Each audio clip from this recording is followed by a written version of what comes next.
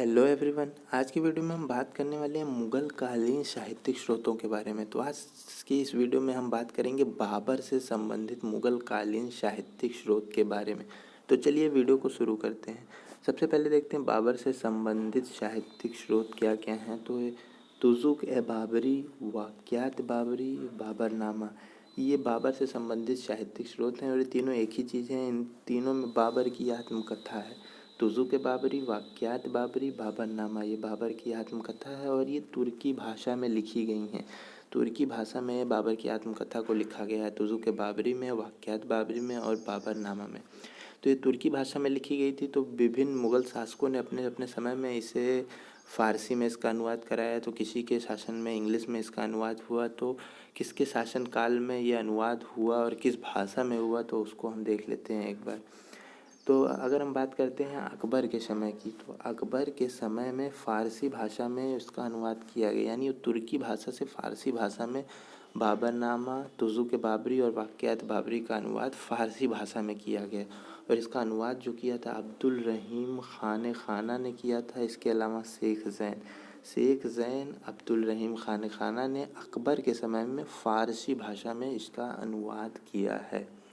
इसके अलावा अगर हम शाहजहाँ के समय की बात करते हैं, तो शाहजहाँ के समय में अबू तालिब तुर्बती ने फ़ारसी में इसका अनुवाद किया है। अबू तालिब तुर्बती ने शाहजहाँ के समय में फ़ारसी में अनुवाद किया है, जबकि अकबर के समय में अब्दुल रहीम खान खाना और शेख ज़ैन ने इसका अनुवाद फ़ारसी में किया है, जबकि शाहजहाँ के समय में अबू तालिब तुर्बती ने इसका अनुवाद फ़ारसी भाषा में किया है। ये मूल रूप से किस भाषा में थी? तुर्की भाषा में उनकी आत्मकथा बाबर की लिखी गई थी, पर इसका अनुवाद फ़ारसी में हुआ अकबर के समय में और शाहजहाँ के समय में।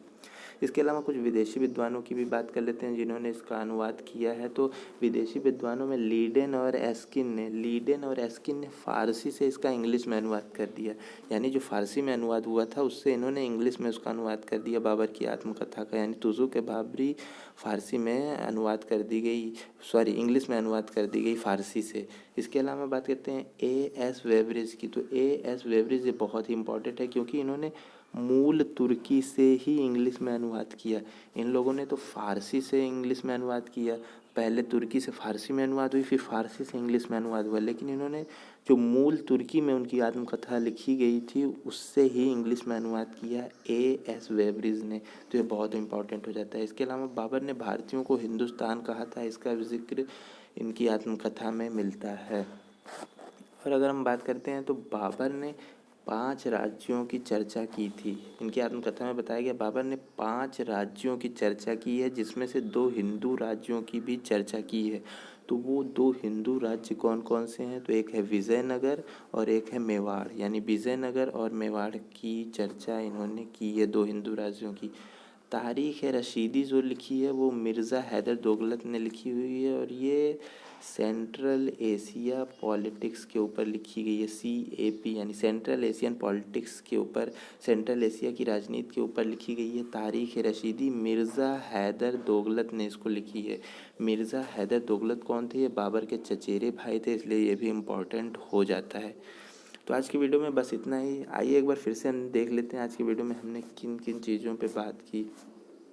तो सबसे पहले हमने बात की बाबर के बारे में। बाबर की तुज़ुक बाबरी, वाक़यात बाबरी, बाबरनामा, ये तीनों बाबर की आत्मकथा है और ये तुर्की भाषा में लिखी गई है, तुर्की भाषा में लिखी गई थी। और अकबर के समय में इसका अनुवाद अब्दुल रहीम खान खाना और शेख ज़ैन ने फ़ारसी में कर दिया।